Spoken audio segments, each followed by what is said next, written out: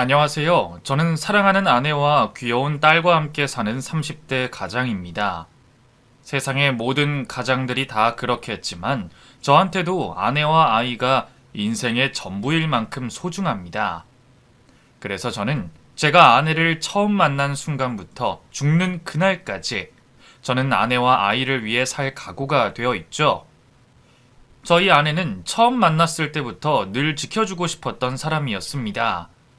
고생을 많이 했는지 늘 부르튼 손등을 가지고도 항상 웃음을 잃지 않던 아내를 보며 제가 고생 많던 그 사람을 꼭 행복하게 해주겠다 생각했습니다. 하지만 제가 못난 놈이라 호강은커녕 여태 고생만 시켰었네요. 저희 아내는 참 불쌍한 사람입니다. 이혼 가정에서 자랐던 아내는 부모님에게 거의 버림받듯이 방치됐고 그래서 어려운 형편에 공부도 제대로 못하고 일찍부터 돈 버느라 고생이 많던 사람이었어요. 어려서는 무심한 부모 대신 동생 챙기고 결혼해서는 가족 챙기며 늘 남을 위해 희생만 하던 사람이었죠. 아내의 부모님은 아내가 초등학교에 입학하고 얼마 안 있어서 이혼을 하셨고 집을 나간 어머니 대신 아버지의 손에 자라게 됐습니다. 하지만 일을 하시던 아버지는 아이들을 잘 돌보지 못하셨고 그 고생은 오롯이 초등학생 딸에게 돌아갈 수밖에 없었죠. 어린아이 둘만 집에 두고 일을 다니신 장인어른 때문에 그 사이 동생을 챙겨야 하는 건 오로지 아내의 몫이었습니다. 이미 이혼 전에도 어머니가 집안일을 자주 시키셨는지 밥하고 빨래하고 청소까지 어린 나이에 제 아내는 뭐든 다 해내곤 했습니다. 그러면서 아직 어려서 엄마 보고 싶다는 동생 챙기고 밥해 먹이고 고생이었죠. 자기도 고작 10살 안 된 어린 아이였는데도 한참 어린 동생 챙기고 살림하느라 그 어린 나이에 주부 습진에 걸렸을 정도였답니다.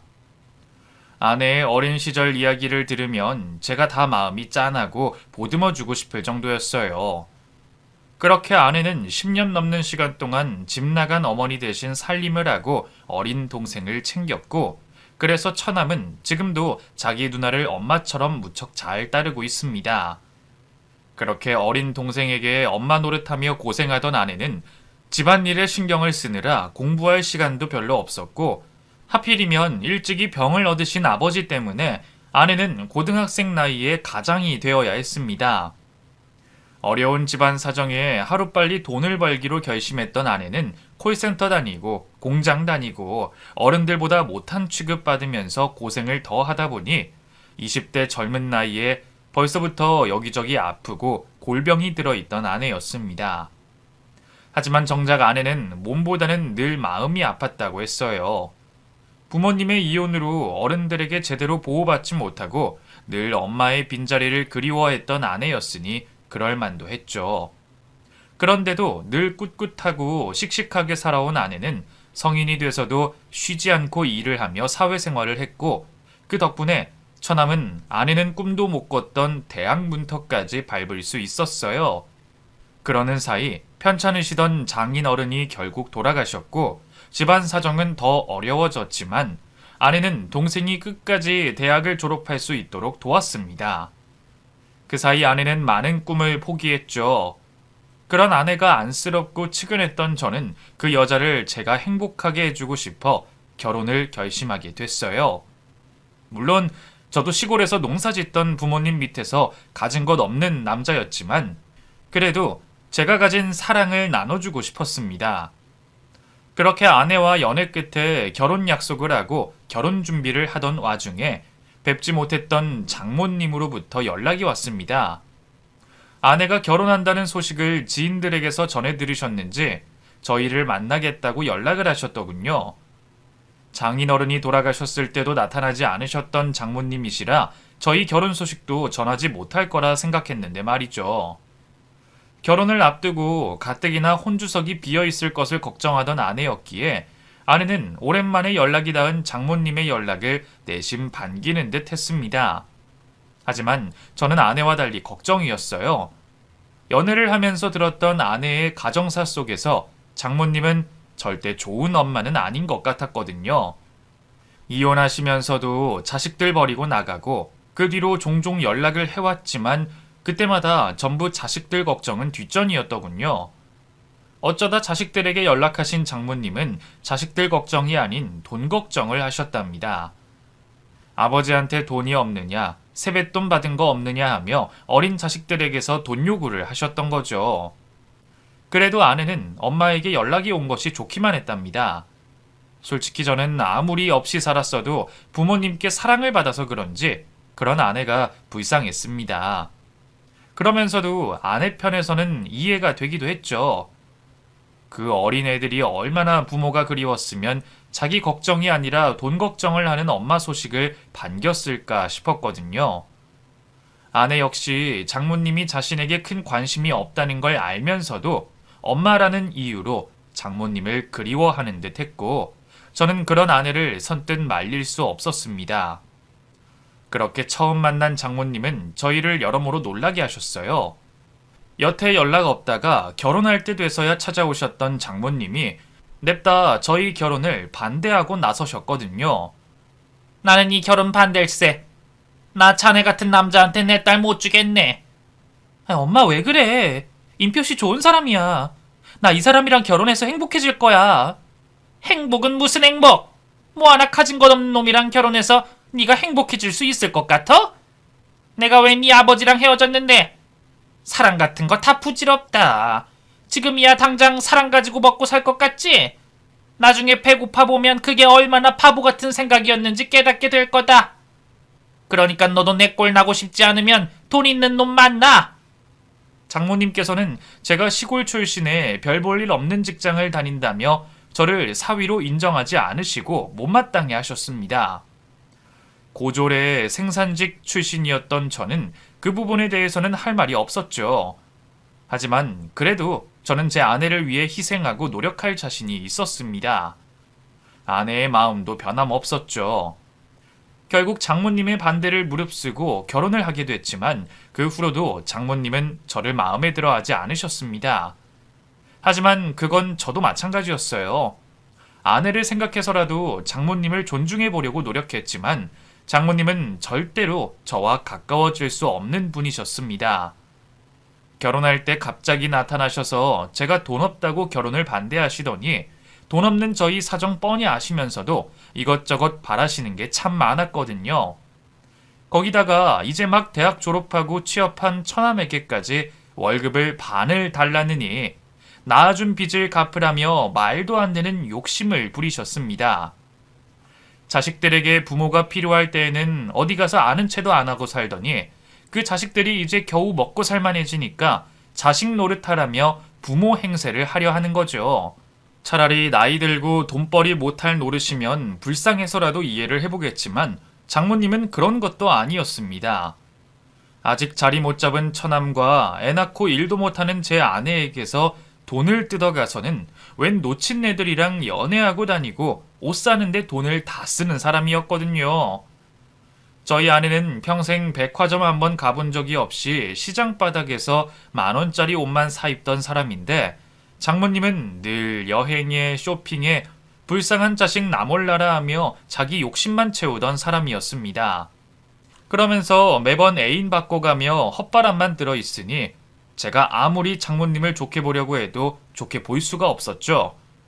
그걸 장모님도 아시는지 저희가 애를 낳고 결혼 몇 년 차가 되는 동안 장모님과 저는 가까워질 수 없었습니다. 가끔은 그런 장모님 때문에 스트레스 받는 아내를 보며 아내가 모진 마음 먹고 장모님을 끊어냈으면 좋겠다 생각했지만 원체 마음이 여린 그 사람은 그러지를 못했습니다. 장모님이랑 싸우고서 다시는 연락 안 하겠다며 앞으로 고아로 살겠다고 하다가도 며칠 뒤 장모님이 어디 아프다 병원이다 그러면 또 마음이 약해져서 연락을 하던 아내였거든요. 남들이 보기에는 왜 저리 바보같이 사는지 답답해할지 몰라도 저는 그런 아내를 안쓰러워하고 이해할 수밖에 없었습니다. 평생 엄마 빈자리를 그리워했던 사람에게 제가 함부로 천륜을 끊으라고 할 수는 없었으니까요. 그래도 장모님이 항상 그렇게 무심하셨던 건 아닙니다. 가끔씩은 진짜 친부모가 맞기는 하구나 일깨워주는 것처럼 아주 가끔씩 아내에게 부모 노릇을 하셨거든요.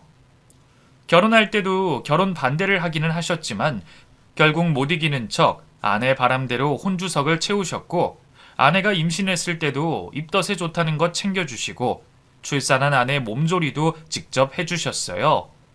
물론 은근히 보상을 바라시기에 제가 눈치껏 용돈 정도는 알아서 챙겨드렸지만, 그래도 가족이라고 몇 안 되는 장모님께서 아내 힘들 때 곁에 있어 주시는 게 저는 그저 감사하기만 했습니다. 어쩌면 아내도 그런 모습 때문에 장모님과 더더욱 연을 끊지 못했는지 모르겠네요.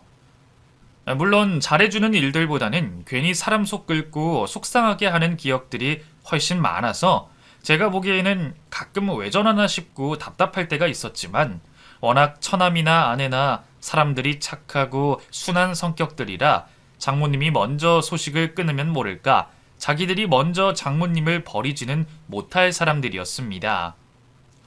그렇게 정이 많던 아내는 저희 어머니한테도 무척 잘했어요.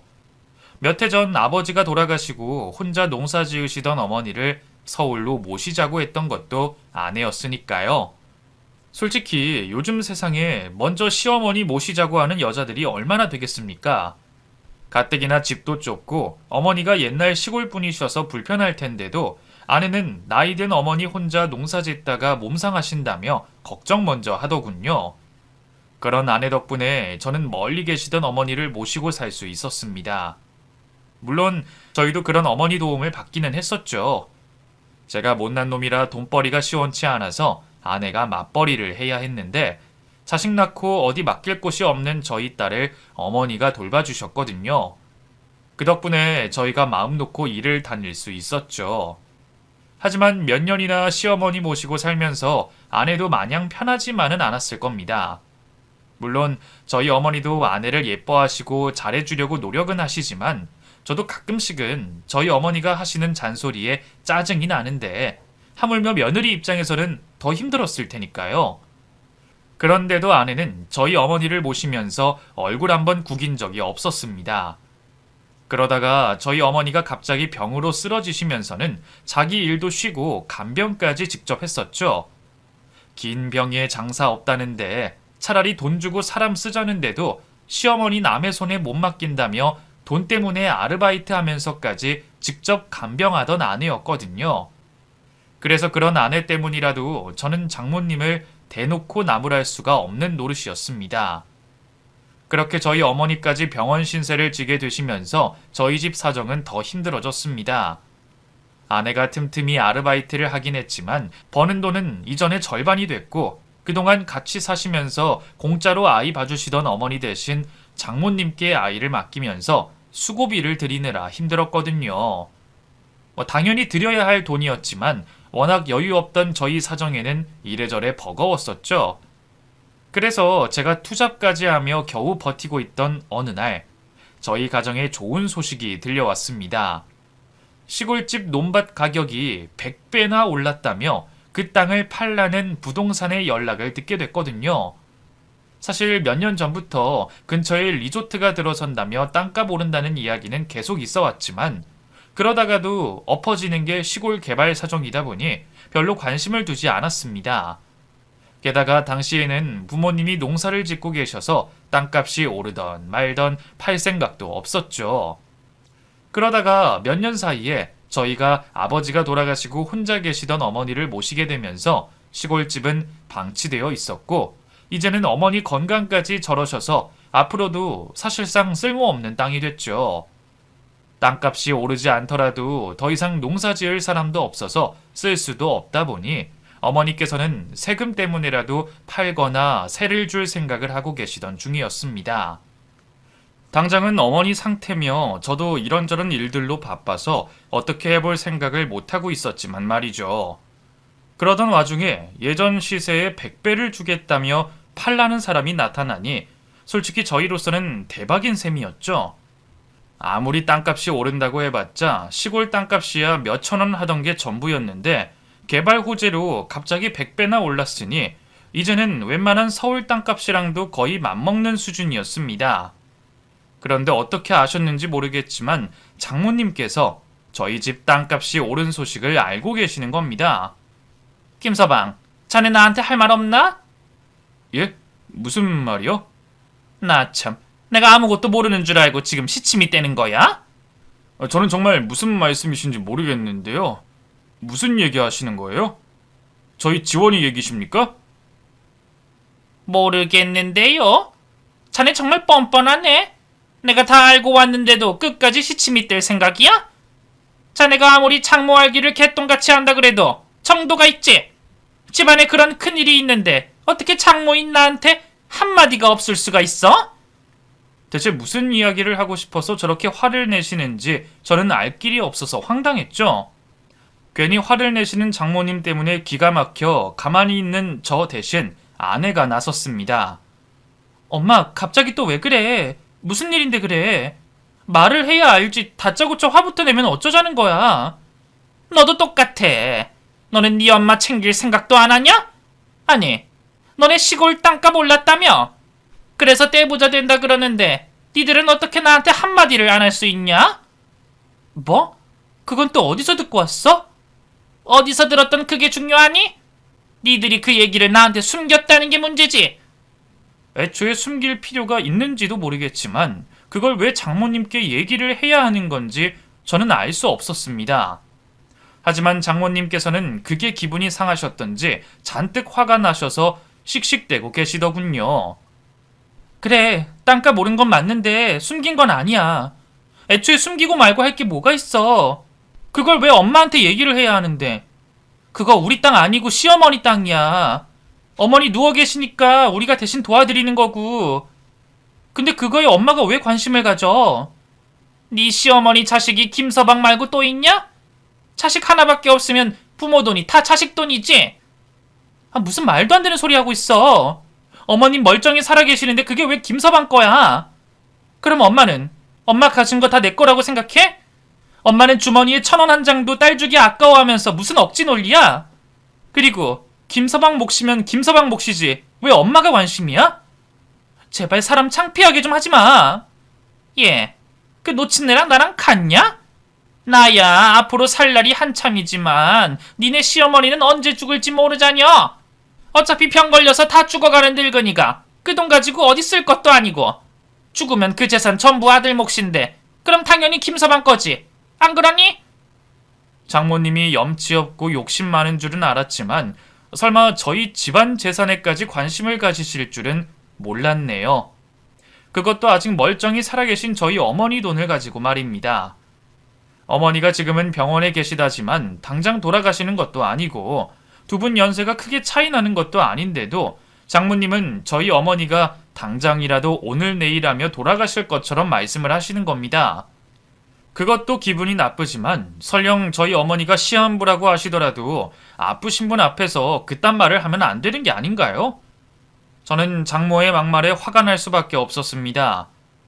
장모님, 지금 뭐라고 하셨습니까? 저희 어머니 언제 돌아가실지 모른다고요? 그게 지금 할 말이십니까? 그럼 뭐 못할 말인가? 그 나이쯤 되면 원래 다 오늘 내일 하는 거야. 그럼 장모님도 당장 오늘 돌아가실지도 모르는데 장모님이야말로 살면 얼마나 사시겠다고 남의 돈에 욕심을 내세요? 어쨌든 누워있는 양반이 돈 쓸 곳도 없을 텐데 니들이 알아서 하면 될 거 아니야. 그러니까 그 돈 생기면 나도 좀 챙기라 이거야. 내가 니들 힘들 때 얼마나 많이 도와줬니? 지금도 내가 니들 딸 대신 키워준다고 이 고생인데 고마우면 카페라도 하나 차려주면 좋잖여. 안 그래? 저희 어머니 대신 외손녀 돌봐주신 게 그렇게 억울하셨던 건지 장모님께서는 아파서 누워 계시는 저희 어머니 돈으로 자기 카페를 차릴 생각을 하고 있었습니다. 어디 돈 맡겨놓은 사람처럼 당당하게 말하는 게 어찌나 기가 막히던지 누가 들으면 저희들이 공짜로 애를 맡기는 줄 알겠더군요. 저희가 애 맡기면서 시급보다 못 쳐드렸으면 이런 말도 안 합니다. 어차피 돈 쓸 거면 사람 구하겠다고 하는 걸 굳이 자신이 직접 하시겠다고 억지를 쓰셔서 아이를 데려가셨으면서 저러시더군요.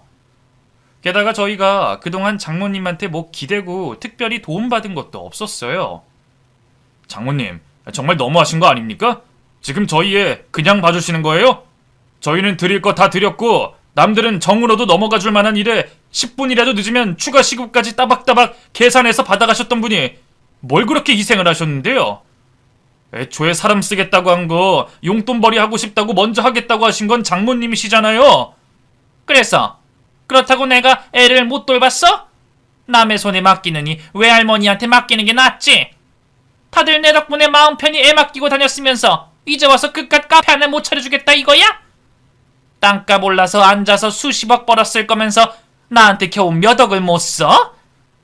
뻔뻔한 장모님의 말에 저는 너무 기가 막혀서 웃음이 나올 지경이었습니다. 그동안 장모님이 별별 이상한 짓을 하고 억지를 부려도 아내를 생각해서 참고 참았는데 이건 진짜 도둑놈 심보도 이런 심보가 있나 싶더군요.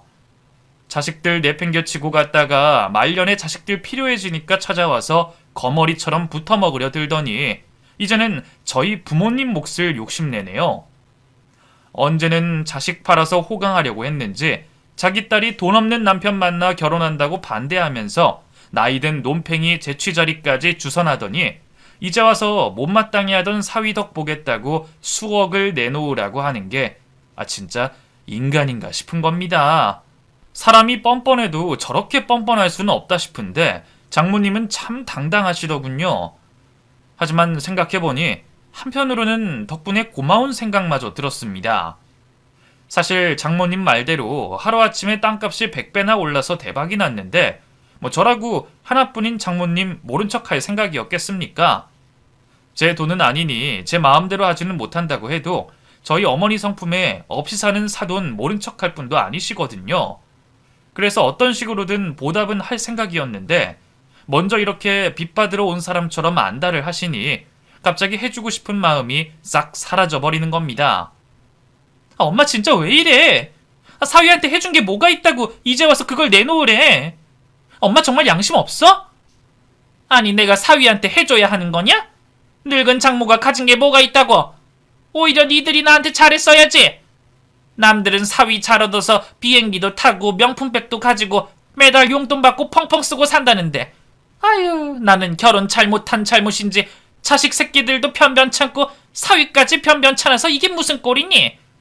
그러다가 사위 벼락부자 됐다는 소식에 겨우 카페 하나 차려달라는 게 그렇게 못할 소리냐? 애초에 이 정도면 니들이 먼저 얘기를 했어야지. 그러게요. 말을 하더라도 저희가 먼저 했어야 맞는 건데 장모님은 그걸 당연한 것처럼 말씀하시네요. 떡 줄 사람은 생각도 않는다던데 장모님이 지금 다 그 짝이시네요. 자식 노릇도 부모한테 받아본 사람들이나 하는 거지 부모 노릇이라고는 해본 적 없으신 분이 이제 와서 그런 욕심 부리시는 게 우습지도 않네요. 뭐라고? 김서방 자네 지금 말 다 했나? 세상에 내가 가난한 사위 맞아서 불쌍하다는 생각은 했었지만 그래도 사람 됨됨이는 된 줄 알았더니 이제 보니 자네 아주 못쓰겠구만. 내가 그동안 자네 딸 봐준 건 생각도 안 하나? 공짜로 봐주신 것도 아니고 그렇다고 대단히 열심히 하신 것도 아니면서 자꾸 그거 가지고 걸고 넘어지실 거면 이제라도 안 봐주시면 됩니다. 제가 일을 때려치던지 다른 사람 구하던지 저희 알아서 할 테니까 앞으로는 도와주실 필요 없네요. 아니, 돈 받고 하신 거니까 도와주신 것도 아니죠. 계산은 이미 다 끝났으니까 뭐 더 바랄 생각하지 마십시오. 제가 몇십억이 아니라 몇천억이 있더라도 장모님한테 드릴 10원 한 게 없을 테니까. 자네 오늘 일 두고두고 후회하게 될 거야. 내가 가만히 있을 것 같아? 나를 우습게 본 대가가 어떨지 어디 한번 두고 보라고. 자기 엄마를 수치스러워하며 제게 미안해하는 아내를 봐서라도 제가 어떻게든 참으려고 했지만 해도 너무한 장모를 보자 저도 더 이상 참지 못했습니다.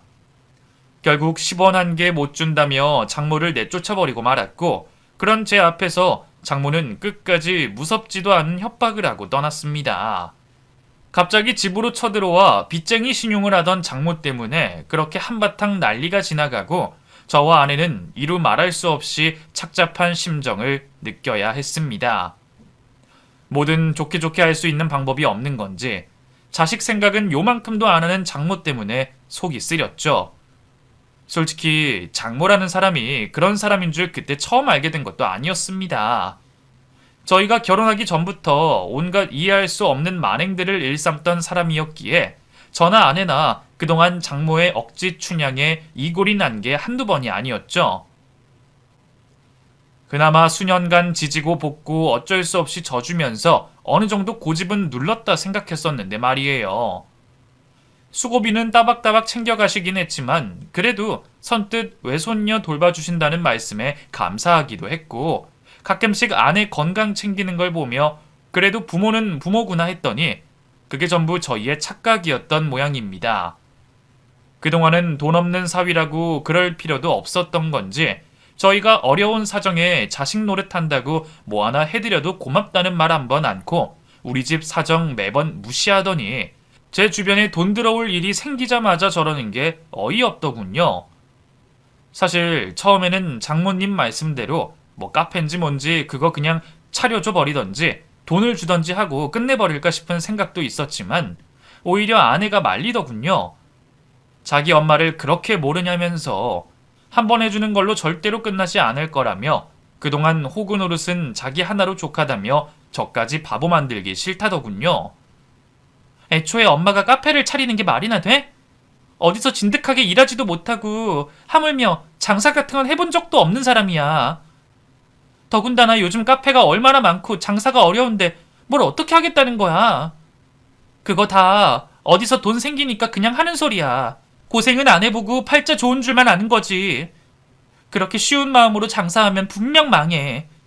남의 돈으로 차렸으니 돈 아까운 줄도 모를걸?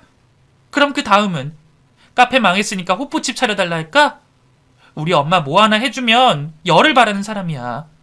한번 들어주기 시작하면 가진 거 다 내놓으라고 할 강도라고. 저도 아내의 말에 100번 동의했습니다. 저도 장모님 성격을 모르면 몰라도 그동안 봐왔던 게 있으니까요. 절대로 한 번으로 끝나지 않을 거라는 생각에 나중에 더 괴로울 일이 없으려면 지금이라도 제대로 단도리를 해야 한다 생각했습니다. 그래서 그 후로 장모님이 계속 연락을 해오는데 전부 무시하고 돈 얘기는 일절 꺼내지 않았죠. 어차피 이제 더 이상 아이 맡기지도 않을 테니 장모님을 자주 뵐 일도 없었고 그냥 이대로 서서히 멀어지면 제일 좋겠다 싶었습니다. 사실 그동안 장모님 행패에 지쳤던 탓에 오히려 잘된 일이라 생각했었죠. 그런데 그 일이 있고 얼마 뒤 저희는 정말 놀랄 만한 일을 겪고 말았습니다. 어린이집에 있어야 할 저희 아이가 감쪽같이 사라져버린 거죠. 장모님 대신 새로 구한 돌보미 분이 아이 하원 시간에 맞춰 갔더니 이전에 벌써 누가 아이를 데려갔다는 겁니다. 하필 새로운 돌보미 이모님이 일을 하신 지 얼마 안 돼서 얼굴이 익숙하지 않았던 어린이집 선생님께서 비슷한 누군가를 저희 돌보미로 착각해서 아이를 그대로 보냈던 모양입니다. 그냥 돌보미라고 하니까 다른 애들 챙기느라 정신없는 와중에 선생님이 저희 아이에게 미처 신경을 제대로 쓰지 못했던 거죠. 그렇게 저희 지원이는 누군지도 모르는 누군가의 손을 잡고 사라졌고 몇 분 뒤 도착한 이모님께서 아내에게 상황을 알리며 아내가 제게 전화를 했더군요. 어린이집에 안일한 대처에 화도 나고 어이가 없었지만 아이까지 없어진 마당에 어린이집 선생님만 탓할 수도 없었어요. 우선은 아이를 먼저 찾아야겠다 싶어 곧바로 경찰서에 실종신고를 하려는데 그 순간 조금 전에 제게 상황을 알려주고 통화를 끊었던 아내에게서 다시 연락이 걸려왔습니다. 경찰에 신고하려면 한시가 급한데 틈을 안 주는 아내가 이해되지 않았지만 상황이 상황인 만큼 아내의 전화를 무시할 수 없었죠. 왜? 지금 경찰에 바로 신고 전화해야지. 당신이 나한테 전화를 하면 어떡해? 경찰에 전화 안 해도 돼. 지원이 어디 있는지 알았어. 뭐? 그게 무슨 말이야? 지원이 찾은 거야? 어딨대? 거기 어딘데? 내가 지금 갈게. 우선 집으로 와. 집? 지원이가 지금 집에 있다는 거야? 아니 그건 아닌데 일단 집으로 와 제발. 당신 왜 그래? 지원이 어디 있는지 아는 거 맞아? 횡설수설하지 말고 제대로 얘기를 해야지. 당신도 많이 놀란 건 알지만 지금은 지원이를 위해서라도 우리가 침착해야지. 지원이 어디 있는데 무사한 거 맞아? 그게 아니라 지원이 우리 엄마랑 있어. 그게 무슨 말이야? 지원이가 왜 장모님이랑 있어? 장모님이랑 앞으로 안 보고 지내기로 얘기 끝난 거 아니야? 나도 모르겠어. 그냥 엄마가 방금 연락 와서 지원이 자기랑 있으니까 걱정하지 말고 신고하지 말라 그러더라고. 그게 정말이야? 장모님이 데리고 있는 건 확실해? 내가 방금 지원이랑 통화도 했어. 그건 확실할 거야. 아무튼 엄마가 지금 집으로 와서 얘기 좀 하자고 하니까 당신도 와야 할 것 같아. 나도 엄마가 갑자기 애는 대체 왜 데려간 건지, 무슨 얘기를 하자는 건지, 왜 저러는지 모르겠어. 저나 아내나 장모님이 왜 그런 행동을 하는지 이해할 수 없었습니다. 이제 더 이상 아이 안 맡기로 하고 싸우고 연락까지 안 하고 있었는데 갑자기 저희 쪽 돌보미 이모님 대신에 저희 아이를 데려가셨다니 말이에요. 게다가 저희 애를 데리고 어디를 가셨다는 건지 저는 황당하기만 했습니다. 그래도 우선은 모르는 사람도 아니고 장모님이 저희 애를 데리고 있다니 아이가 무사하겠구나 싶은 생각에 안도가 들었습니다. 하지만 그렇게 집으로 달려간 제가 식구들을 마주한 순간 저의 안도는 한순간에 분노로 바뀔 수밖에 없었습니다. 집으로 갔더니 아내는 이미 도착해 있었고 집안에는 처남까지 들어와 있었습니다. 그리고 그 두 사람의 가려진 뒤로 장모님이 저희 집 소파에 앉아 계시는 모습이 보였습니다. 그런데 어쩐 일인지 저희 딸 얼굴이 코빼기도 보이지 않더군요. 그리고 아내와 처남의 얼굴도 점점 일그러져 가고 있었죠. 놀란 마음에 집 구석구석을 뒤져본 저는 집안 어디에도 저희 딸이 없다는 걸 깨닫고 장모님에게 따져 물을 수밖에 없었습니다. 장모님이 데리고 계시다는 거 아니었어요? 근데 왜 장모님만 여기 계세요? 예? 나 귀 안 먹었으니 언성 높이지 말게. 내가 오늘도 자네 신경질 듣자고 여기까지 왔는 줄 아나? 오늘은 자네가 내 앞에서 고분고분 해야 할 거야. 안 그러면 자네 딸 못 보게 될 테니까. 그게 무슨 말이에요? 제 딸을 못 보다니. 지금 설마 저희 지원이 가지고 저 협박이라도 하시는 겁니까? 뭐 애 데리고 무슨 장난을 치시려고요? 엄마 진짜 왜 이래? 지원이 어딨어? 내 딸 어딨냐고? 시끄러워! 다들 입 안 다물어? 애는 없지. 장모라는 사람은 뻔뻔하게 앉아있지. 답답한데 설명도 제대로 안 하고 있는 장모님을 보며 그때 집안 상황은 완전히 개판 5분 전이었습니다. 저나 아내나 처남까지 모두 아이 걱정에 몸둘 바를 모르겠는데 오로지 장모님만 태어나더군요. 그러자 장모는 저희를 비웃듯 말을 꺼냈습니다. 지원이는 내가 데리고 있어. 그 딸 다시 보려면 대가가 있어야겠지? 그러니까 자네 딸년 몸값 내놓으시게. 순간 장모의 입에서 나온 그 말에 저는 뒤통수를 얻어맞은 기분이었습니다. 그게 지금 아이 외할머니라는 사람이 할 소리인지 기도 차지 않았죠?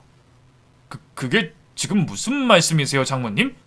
몸값이라뇨? 지금 저희 애를 데리고 몸값을 내놓으라 이 말입니까? 제가 알아들은 게 맞아요? 그래. 잘 들어놓고 뭘 자꾸 물어봐?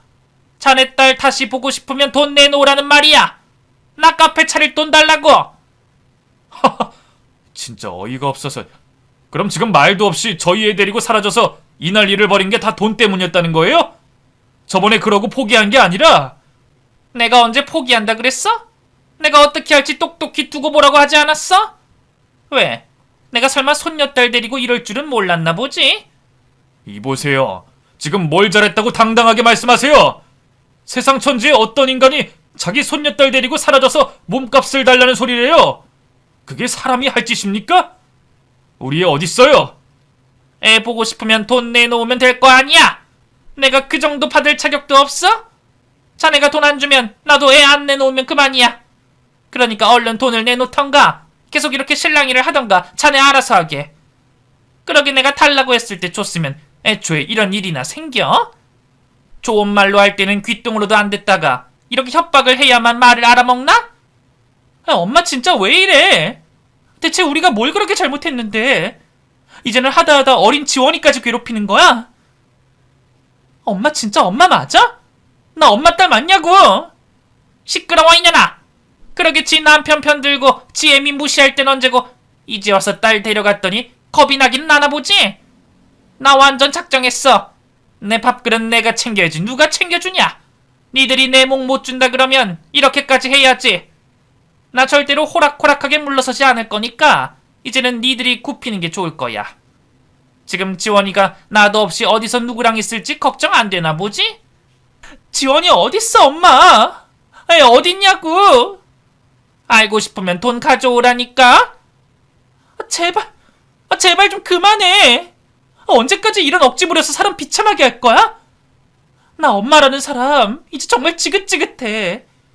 엄마가 다시 찾아왔었을 때 그냥 모른 척 했어야 하는데 엄마를 평생 그리워했던 내가 원망스러울 지경이야. 그럼 그냥 나 하나 괴롭히지. 왜 내 남편, 내 아이까지 괴롭히는 거야? 정말 내가 죽어야 끝나는 거야? 이럴 거면 차라리 날 죽여. 아내는 그동안 참아온 게 터져버렸는지 죽고 싶을 정도로 괴롭다며 바닥에 뒹굴며 오열하기 시작했습니다. 가슴이 답답하다며 심장을 때리고 애타게 울부짖는 아내의 울음에 저는 물론이고 누구보다 집안 사정을 잘 알던 처남까지 울분을 참을 수가 없었습니다. 대체 왜 저딴 인간 때문에 내 아내가, 내 가족이 힘들어야 하는 건지 저는 당장이라도 그 여자의 뺨을 날려주고 싶었어요. 하지만 그놈의 핏줄이 뭔지 아내는 물론이고 저도 장모를 어떻게 할 수가 없었습니다. 그래서 그냥 머릿속으로만 그 여자를 두들겨 패주는 상상을 하고 있었는데 그 순간 짝 하는 소리와 함께 제 상상이 현실로 이루어졌습니다. 다름 아닌 처남이 장모의 뺨을 날려버린 것이죠. 그 소리가 어찌나 크고 힘이 셌던지 기세등등하게 앉아있던 장모가 싸대기 한 방에 소파에서 떨어져 바닥으로 나뒹굴 정도였습니다. 환갑 넘은 노인이 맞는 걸 보고 좋아할 수는 없지만 그 여자는 진짜 얻어맞아도 싸다 싶어 솔직히 처남을 칭찬해주고 싶더군요. 너 이놈 너 지금 엄마한테 뭐하는 짓이야? 지금 엄마 때렸어? 아직 말할 힘 남은 거 보니까 덜 아픈가 보네. 내가 확실히 나이 먹고 힘이 많이 약해졌나 봐. 그래도 칠순 다 돼가는 노인 정도는 한 대로 충분할까 했는데 뭐 어디 힘자랑 계속할까? 아니면 더 할 말이 남았어? 너 이 새끼야! 네가 낳아준 애미를 때려? 너 이 페르나 새끼야! 어디 엄마를 때리고 있어? 내가 너를 낳는 게 아니었는데 네가 사람 새끼야? 나 사람 새끼 아니야. 나 낳아준 엄마가 사람이 아니거든. 짐승만도 못한 인간이 나를 낳았는데 내가 어떻게 사람이겠어? 안 그래? 그리고 나 이렇게 만든 건 엄마야. 당신이야말로 손녀딸 유괴해가지고 자식한테 돈 내놓으라고 협박하는 게 사람이냐? 아니, 짐승들도 당신처럼은 안 해. 고슴도치도 자기 자식은 예쁘다 그러는데 당신은 대체 뭔데 자식들을 이렇게 괴롭혀? 대체 언제까지 이럴 건데? 그래도 한 대 맞고 나가 떨어진 걸 보고 한풀 꺾일 줄 알았더니 정말 그 노인네 고집이 그냥 고집이 아니더라고요. 어찌나 힘이 좋고 목청이 좋은지 금세 일어나서는 저희를 향해 고함을 질러댔습니다. 이것들이 아주 타같이 똘똘 뭉쳐서 나를 죽이려고 그러네?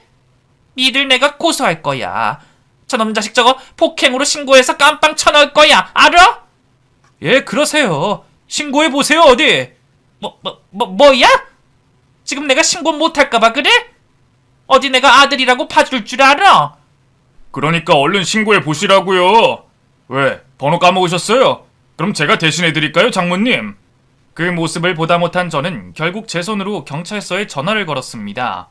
제가 112 번호를 누르자 진짜 그럴 줄은 몰랐는지 장모의 눈이 휘둥그레지더군요. 그렇게 경찰서로 전화를 건 저는 곧장 경찰에 신고를 했습니다. 예, 수고하십니다. 거기 경찰서죠? 제가 다른 게 아니라 신고를 좀 하려고 그러는데요. 저희 애가 납치가 돼서요. 지금 저희 애를 납치했다는 사람이 저희 집에 와서 저희 부부를 협박하고 있거든요. 그래서 지금 좀 바로 와주셔야겠어요. 예, 지금 같이 있어요. 아니요, 아이는 아직 어디 있는지를 모르고요. 돈을 내놓으라고 하네요. 자네 지금 뭐하는 짓이야? 제가 신고하는 게 처남이 아니라 본인인 것을 알게 된 장모는 뒤늦게 저를 막아서려 했지만 그때는 이미 늦어버린 상황이었습니다.